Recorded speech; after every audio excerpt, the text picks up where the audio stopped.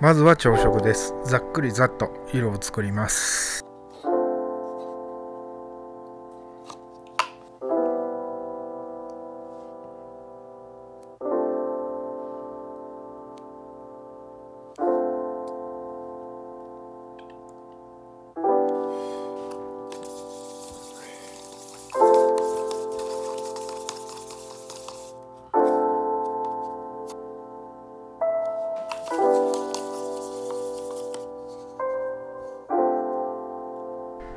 こんな感じでちょこちょこ色の確認をしながら色を調整していきます。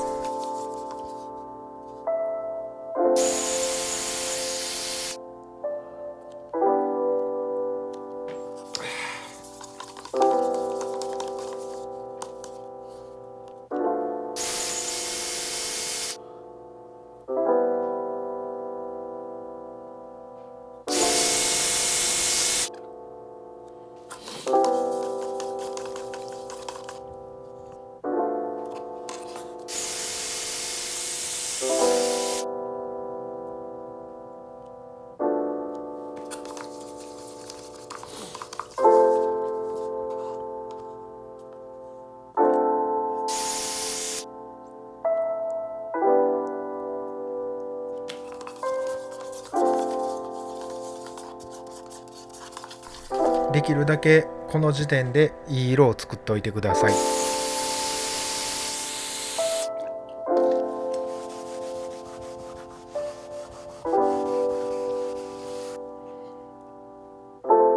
賃貸の退去後でよくあるこういった線傷、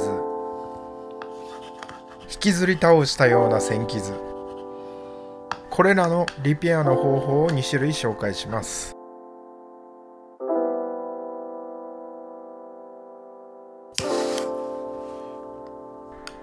まずは線傷が多すぎて一つ一つ丁寧にやってる時間がない時に有効なリペア方法です。まずは面出しです。この時のハードの色は何でもいいです。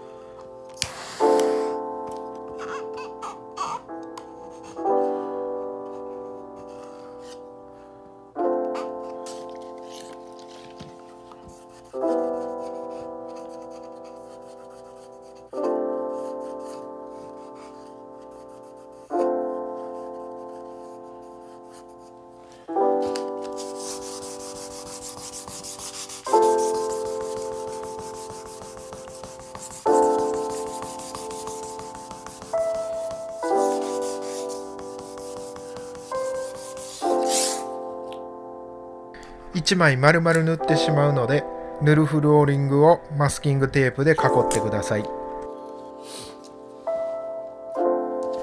新しい刷毛は塗料にそのままつけると塗料を大量に吸い上げてしまうので、根元の方をシンナーで少し湿らしておきます。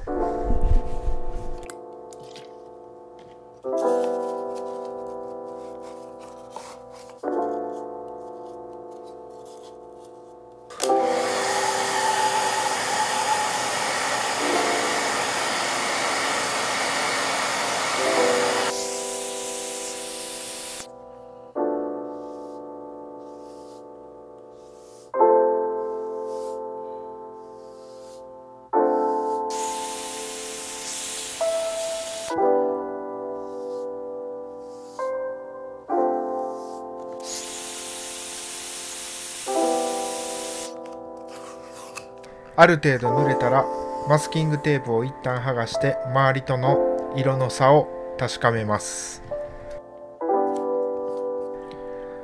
確認して色の微調整、塗るを繰り返して最後まで持っていきます。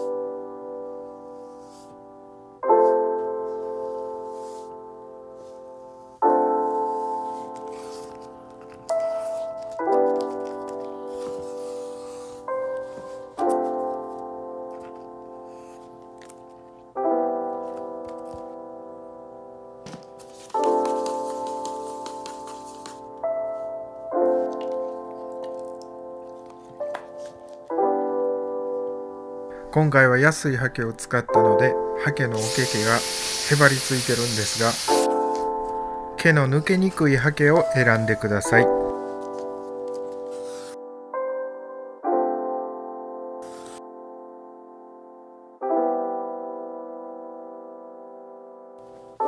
線傷の量が少なく、ここだけって時は先にコピックペンの薄い色で色付けしておきます。